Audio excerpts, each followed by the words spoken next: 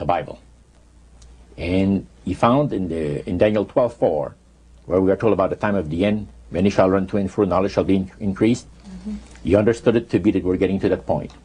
And he had, with all the spirit counselors, to change their modes of operation in order, to ensnare people.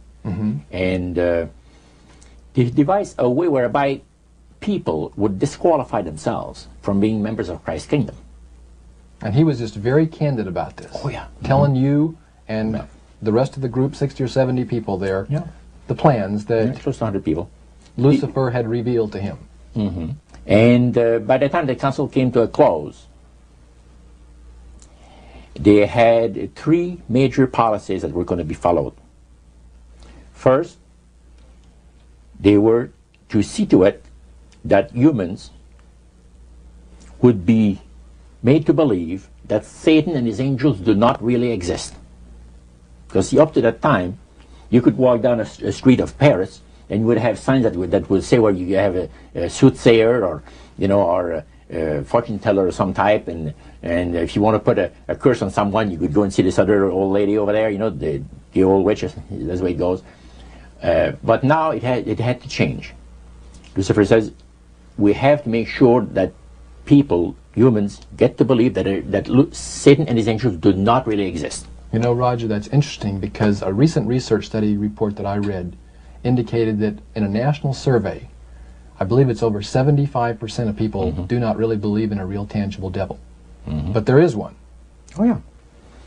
Now, the next thing, the three parts policy that they had adopted there, the second one was to find a way of being able to get total control of people's minds. And that would be done by taking hypnotism out of the realm of the occult and introduce it as a new science for the benefit of mankind. So part of what the high priest told you was Satan's strategy to take total control of people's minds.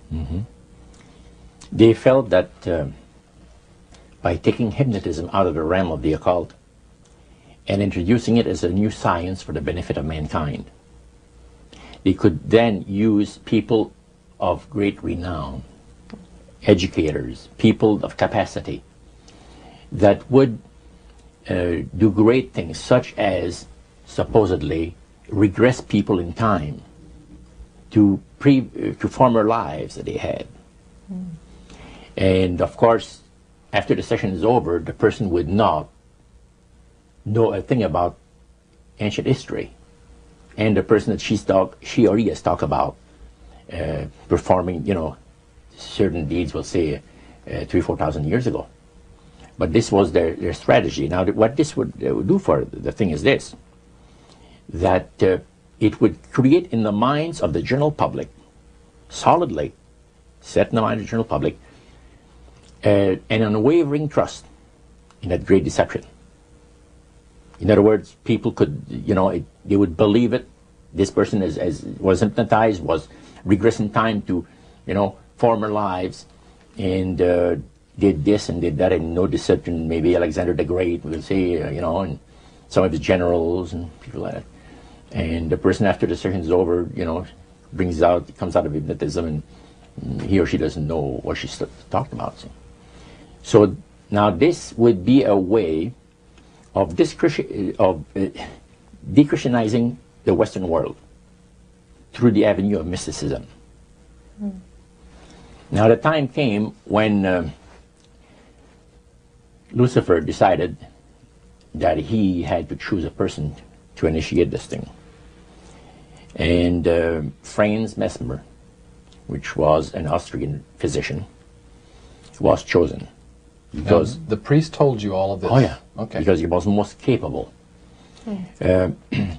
Mesmer originated a theory called animal magnetism, later on named mesmerism. Mesmer was led by the spirits to believe, and this is what the priest said, was led by the spirits to believe that certain persons have a magnetic influence within themselves, so to speak, that would cause them to have great power over other persons, even to the point of placing them into a trance. And at that time, that was readily accepted by people in general at the time that Mesmer lived. So people realize, you know, that some people get a capacity to put you into a trance. That's the way. Now, by the time that he died, in 1815, a lot of the physicians in Europe were using hypnotism as a means of anesthesia. Now, hypnotism is the same as mesmerism? That's right. Okay. So mesmerism that's been developed to a higher degree of refinement. And the priest went on saying that the plan of Satan to deceive the human family this way, he says, is the most intriguing thing to his mind. And he went on saying how it was going to be brought about.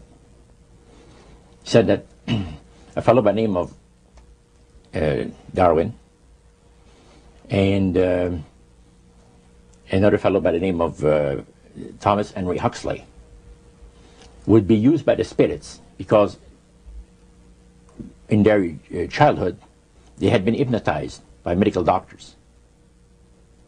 And they figured that they would be real good subjects to lead the people into this belief that they had, that Satan wanted to bring into people's lives. Now, what were those 3 points again, Roger? The 3 things were, number 1, that they did not want Satan did not want the human family to think that he or his angels existed. Right. The second point that you made had to do with taking control of people's minds. That's right. The third point was what? Was to destroy the Bible without burning it. Okay. See? And what was his strategy on that? On that, it was very interesting. Because after the Great General Council, it was decided that Satan would tutor Charles Darwin personally in setting up the principles of his theories of evolution. He was tutored by Lucifer himself, fallen Lucifer. And at that time, it was understood, Satan and his spirit counselors understood that if a person was led to believe in the theory of evolution, it would, in his life, destroy completely the creation week of the Bible, the fall of man, and the plan of redemption. It would do away with it. In one fell swoop. Yeah. Now, he made a unique statement. He said that according to the spirits, anyone that teaches a theory of evolution is considered to be a minister of a great religious system. See, they call it the religious system, the theory of evolution, because it is a system of schooling people and getting them to disqualify themselves from being members of Christ's kingdom. And he said that every teacher of that theory is recognized by the spirits as a person of great value and receives a very special unction from Satan himself, giving great power to induce spiritual blindness, to convince and convert.